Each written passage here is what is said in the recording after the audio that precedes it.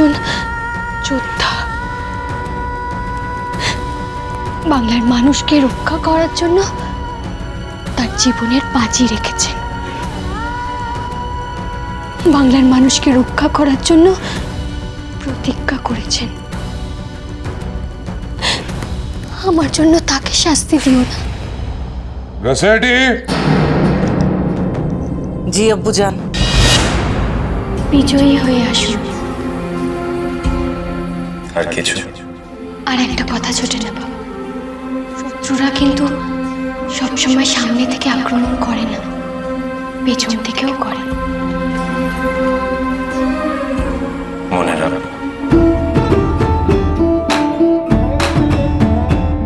এসো ঝমর ঝমর করি বাতাস চমর, এসো বিজয় সমর শেষ করে লহ সালাম সালাম কোটি শশীর সুনাম, এসো সফল কমর বেশ ধরে।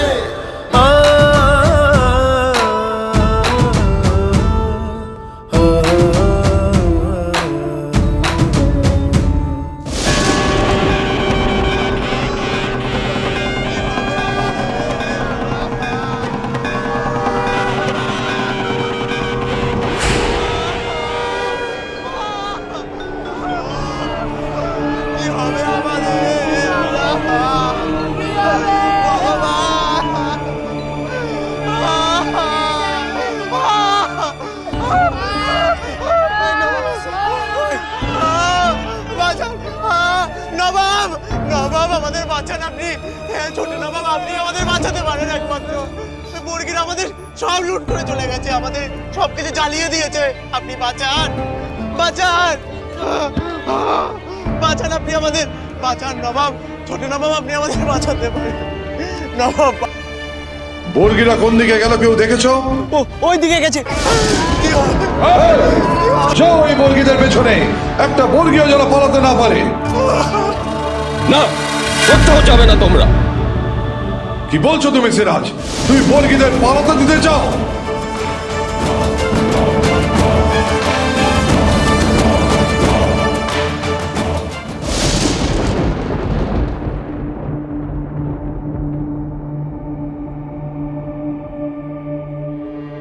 আসসালামু আলাইকুম।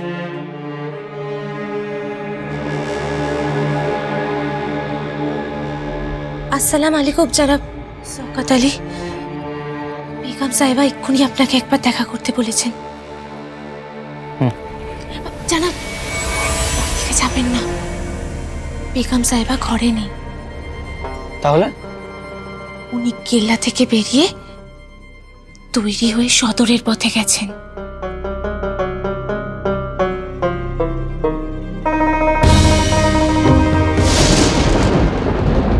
আসসালামু আলাইকুম নতুন বেগম। আপনি এখানে কোনো দরকার ছিল? ওয়ালাইকুম আসসালাম। বর্গীদের আক্রমণের খবরটা নানিজানকে দিতে হবে এক্ষুনি। যাক, ছোটি বেগম তাহলে কিছু শোনেনি।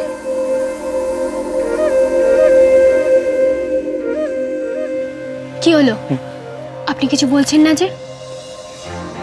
সেটা আমার কাজ নয় নতুন বেগম। আমার দায়িত্ব জনাব মীর জাফরের সাথে থেকে এই কেল্লার পাহারা দেওয়া। এখানকার সব মানুষের সুরক্ষার দায়িত্ব আমার।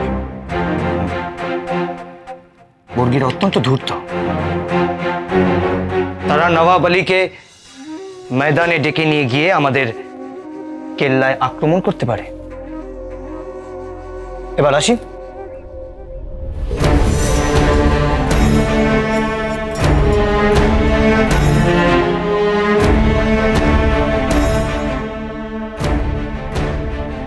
জনাব শওকত আলী এমন আচরণ করলেন কেন?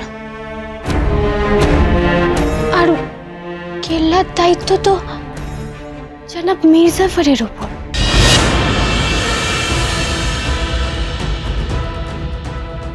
সদর দরজার দিকে এভাবে হন্তদন্ত হয়ে উনি গেলেনই বা কেন? উনি কি তাহলে আমার থেকে কিছু লুকাচ্ছেন? আমি নিশ্চিত উনি অন্য কোথাও গেছেন।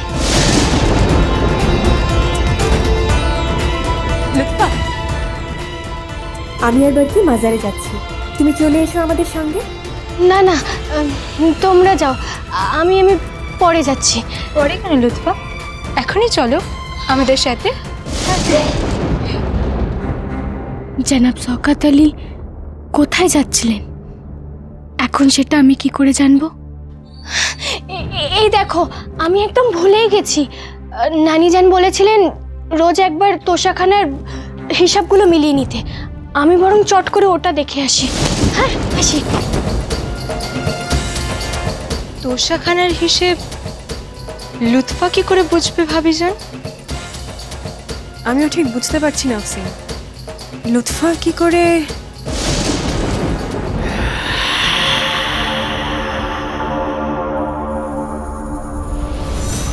বর্গির আক্রমণে সিরাজের মৃত্যু হয়েছে, এই খবরটা তুমি প্রাসাদে দিতে চাও না চাও না বলো? এটা কি ভীষণ চেনা চেনা লাগছে।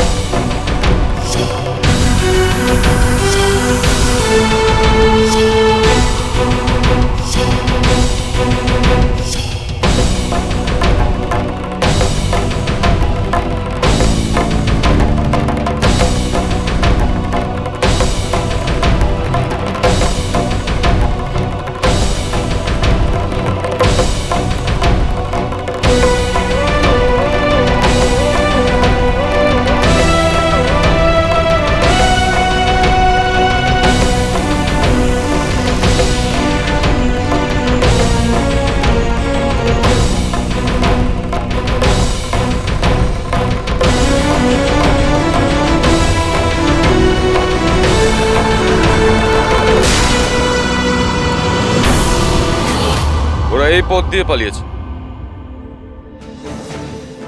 তার মানে এই পথ নিলে আমাদের বিপদ বাড়বে। ওরা ইচ্ছে করে এই পথ দিয়ে পালিয়েছে নানুজান, যাতে ওরা এই পথ দিয়ে আমাদের উপর হাত পেঁচাতে। তুমি এখন কি করতে চাইছো রানুজান?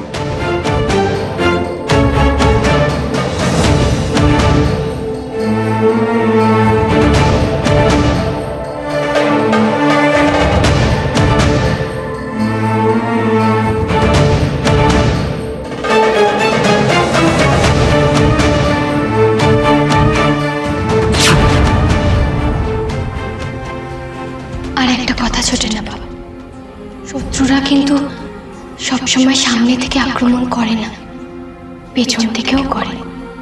মনে রাখবো।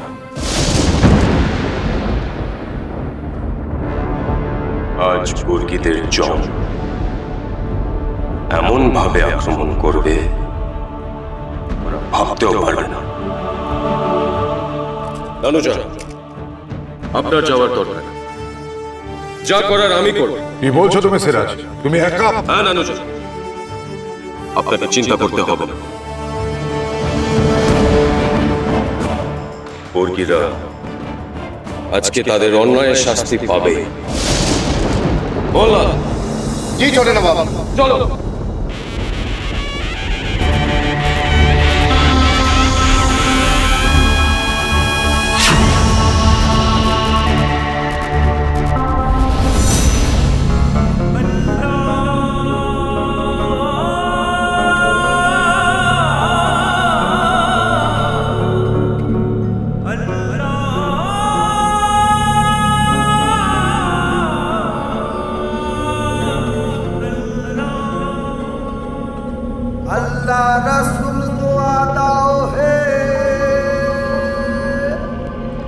সিংহাসনের লোভ আমার নেই নানুজান, কিন্তু যে বাংলার মাটিতে আমি জন্ম নিয়েছি সেই বাংলার মাটিকে রক্ষা করার অধিকার আপনি আমার থেকে কেন কেড়ে নিচ্ছেন?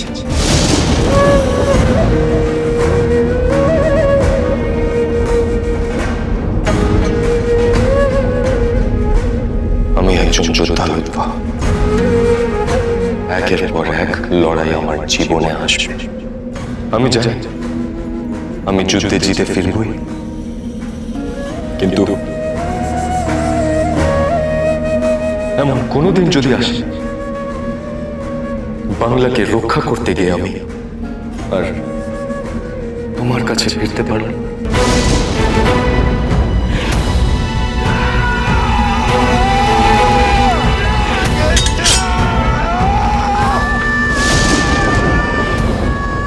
যে কোনো যোদ্ধার জীবনে এটাই বাস্তবতা। সকলকে সন্তুষ্ট করা এই মিথ্যে পরীক্ষা দেওয়ার জন্য তুমি আমাকে তোমার কাছ থেকে দূরে সরিয়ে রাখছো লুৎফা। শেষে এমন হবে না তো যে আমার পাশে নিশ্চিন্তে বসার সুযোগই দেবে না?